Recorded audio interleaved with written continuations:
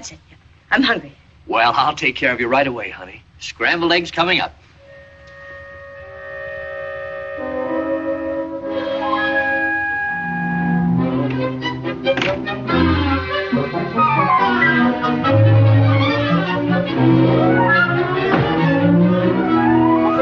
They were forget-me-nots. I don't follow you. Clint, Mr. Ward sent it. Mr. Ward? Now listen very carefully to what I have to tell you.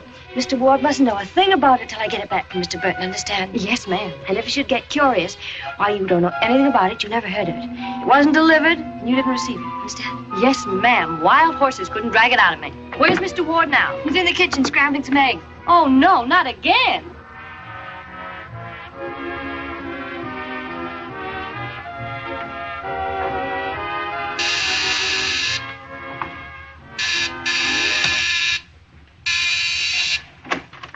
Roger, I'm afraid we're in a little trouble. What do you mean we're in trouble? You probably mean you're in trouble. Has that trip got anything to do with the trouble? Well, it was sent to me without a card, and so I thought that you sent it. You thought I sent it. Why?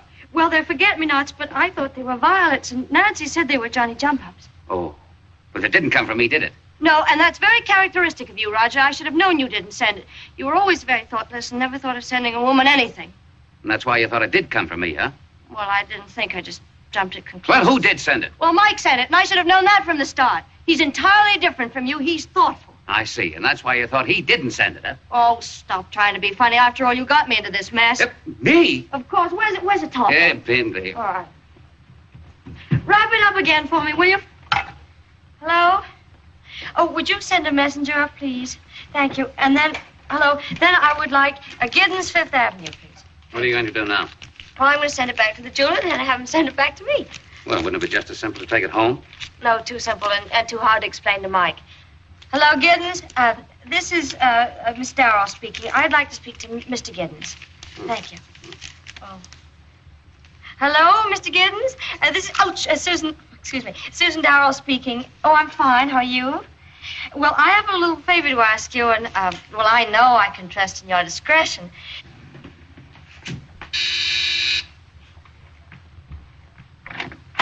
Oh, Mr. Burton would like you to take this to Giddens, Fifth Avenue. You better take a cab. Could I have some money, Roger, please? Gee, this is fun, isn't it? Thanks. Keep the change. Thank you. Well, Guinevere, we're away now. I'm going back to my apartment and receive a very lovely present from a very thoughtful man. I see. And would you mind telling me what this rigmarole is all about? Oh, I want to receive it in Mike's present. Well, supposing Mike isn't present. Oh, he'll be there. He was there when I left. The old dear was scrambling eggs. He was scrambling eggs when I left. What is he, making a career out of it? Who is it? It's me, Mike. The eggs are done. But he'll kill you if he finds me I here. killed you Oh, for... Get rid of him, quick. Hurry up. Go on. Oh, wait. Shh. All right, now. Hi, Mike. Hi, Roger. Glad to see you. How you been? I mean, what do you know? I know all about it, Roger. You do? Yeah. It's a pretty tough thing to happen to a guy. What? Death. Death? Death? Yeah. How old was he? Huh? How old was he? Well, I don't know exactly. Yeah, I'm the same way. I have a tough time remembering exact dates, too. About how old would you say? Oh, about 5. Gee, only 5? I mean, 35. Gosh, right in the prime of life, huh? Yeah. Well, as I was telling Susan, you've got to look at these things kind of sensible. That's why I came up here. I felt that I did want to offer my sympathy. Only brother? Yeah, oh, yeah. Oh, yes, he was the only brother.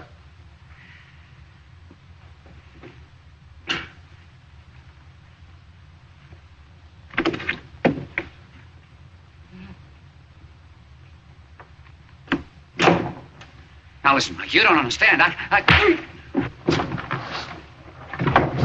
Mike, wait for... I can explain everything. Oh, no, it isn't the spring.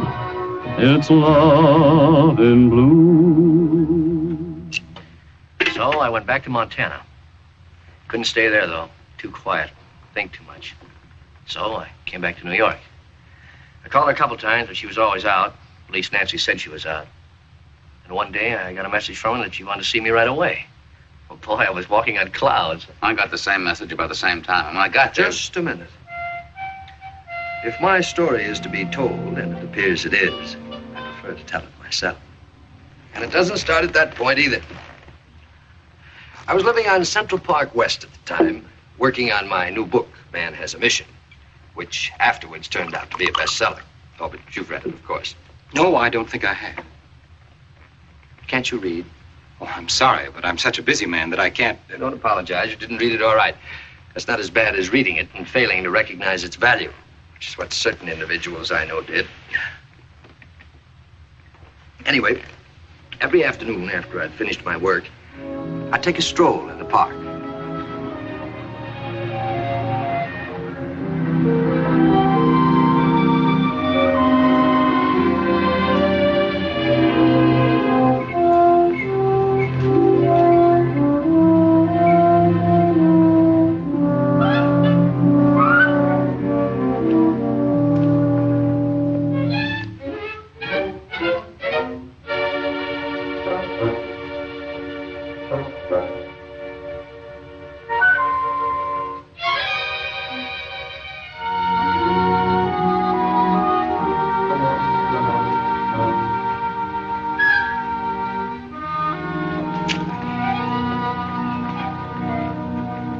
All right, now what do you think you're doing, huh? Sitting down, that's what I'm doing, sitting down. Well, you know you walk out and leave the chops on the stove, don't you? So what? So 50 cents goes up in smoke if I don't come in and yank them off there, so what? Now come on home, I'm hungry. I ain't never coming home, I'm through, you hear me? Certainly I hear you. I can hear you if I'm on the other side of the park even. What do you always want to start an argument in front of strangers for anyway? Well, how do you like that? I'm sitting here minding my own business and he comes along and starts yapping and I started the argument. How do you like that? Well, Yeah, that's what I mean. He leaves you speechless. You hear that? I comes up and addresses her like a gentleman. You heard me, didn't you? No, I didn't. And you should smell his breath. I didn't have a drop. I'll leave it to him. Leave it to her. He can't hear, maybe he can't smell. Okay. Oh, no, please. There. It's only the hair tonic, like I told you. It's gone far enough. You're annoying the lady. He's annoying everybody. And you are annoying me. Hey, just a minute, Bud. That's my wife you're talking to. Look, run along, will you please? Just who do you think you're talking Oh, to? you're getting excited, miss. Miss, huh? She thinks we ain't legitimate. Oh, no, I didn't mean that. Come on, let's get out. Oh, scared, huh? Certainly scared. I guess I'll have to... Let's go, let's go, let's go.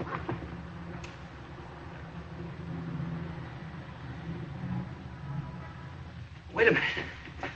What's the rush about? Wouldn't you like to sit down? You're all out of breath. Well, I'm sorry, but I just felt I had to get some distance between those people and me. That sort of thing can be, well, catching. Are you married? No. Well, then you can't catch it. What do you mean by that? Simply that single people are immune. The germ of that ailment usually is contracted in the handling of marriage licenses. Well, then you don't believe in marriage. Theoretically, yes. Practically, I don't know. To begin with, so often the wrong people marry, and so rarely the right people marry. Suppose, for instance, I found in you exactly the right person for me to love. And suppose, oh, purely for the sake of discussion, you found in me the right person for you to love. We fall in love. Beautiful. But what do we do to retain that love? Well, we must lay siege to each other's hearts continuously. Yes, but then once that we have captured each other's hearts, the beauty of the siege has vanished. We hold lightly in our hands a possession. what is your name anyway? My name is William Anthony. Oh, yes, I read your latest book. I thought you sounded like something I'd read somewhere. Did you like it? Yes, I think I did. Thank you, Miss Darrow. Oh, you know who I am. Yes, I saw you in that comedy you did recently. Did you like it? I thought it stank. Are you always so truthful? Well, I'm seldom truthful, but I'm always honest. Is there a difference? Oh, of course there is. I'll explain it to you. You see, truth can be destructive. Honesty is always constructive. Truth can be cruel. Honesty is a trait of kindliness. I'll use an illustration. Suppose I say to you, I love you. And suppose, oh, purely for the sake of the discussion, you say you love me. Are we being honest?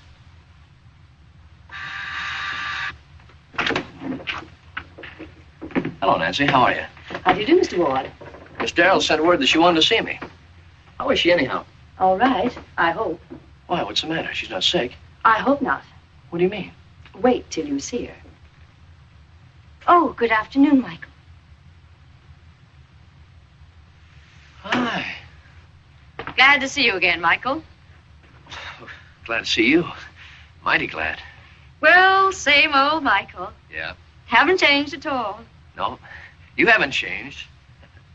How have you been? Oh, splendid, splendid. I brought you some flowers and some candy. Oh, well, that's sweet of you, but you shouldn't have done it. Oh, that wasn't anything. Well, I don't mean that. I mean candy. Well, you remember a frivolous Susan, don't you? Mm-hmm. And flowers, they should never be picked. Oh, I didn't pick them. I got them at the florist's.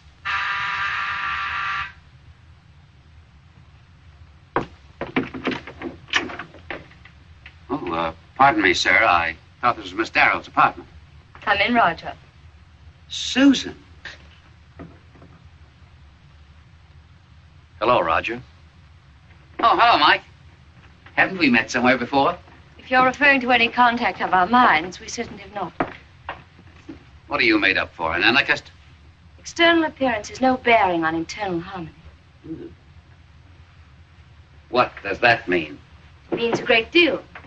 I've changed since I last saw you and Michael. You certainly have. Well, I used to dress frivolously, and though I didn't realize it at the time, I was only dressing to attract men. Yeah. Well, that was truthful, but it wasn't honest. Double talk. It's not double talk at all. When a woman dresses to appeal to all men, it's not honest, just truthful.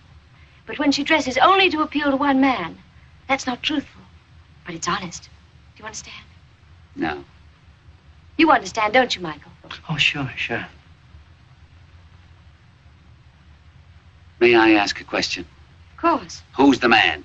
What man? The man you're dressing honestly for, so you won't be truthful. That's a very impertinent question, Roger. But I'm glad you asked it. There is a man in whom I'm interested, but not for any commonplace reason that you would understand, but because of his great mind. And that's why I've asked you to come here today. His latest book has just been published. It would make an excellent play, a brave, courageous, intelligent play. And because of our old associations, I feel it's only fair to give you the opportunity of financing and producing it.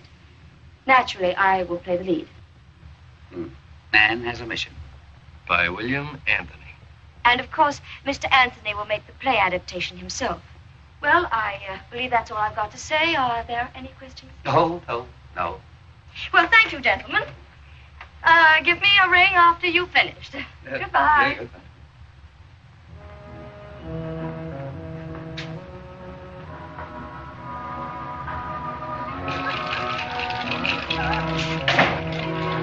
Good evening.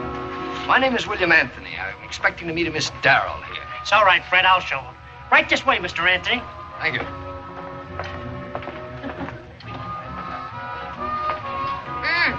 Hello, Bill. Hello, dear. I ordered you a drink. Oh, you're psychic.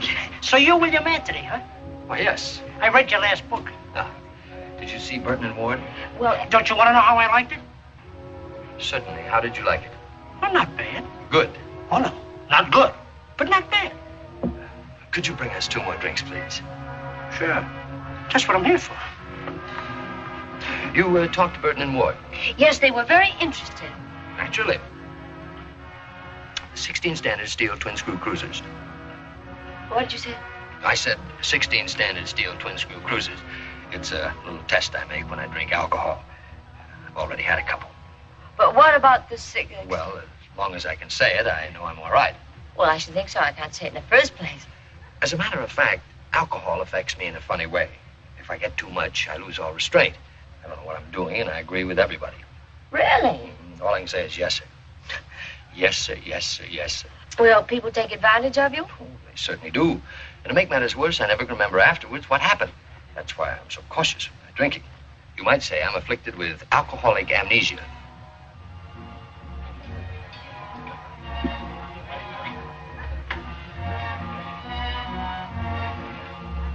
Poor children. They know no other form of expressing their simple inclinations. Yes, yes, the happiness of ignorance. Pathetic, isn't it? Yes, yes. Very pathetic. However, there is a possibility that under certain favorable conditions,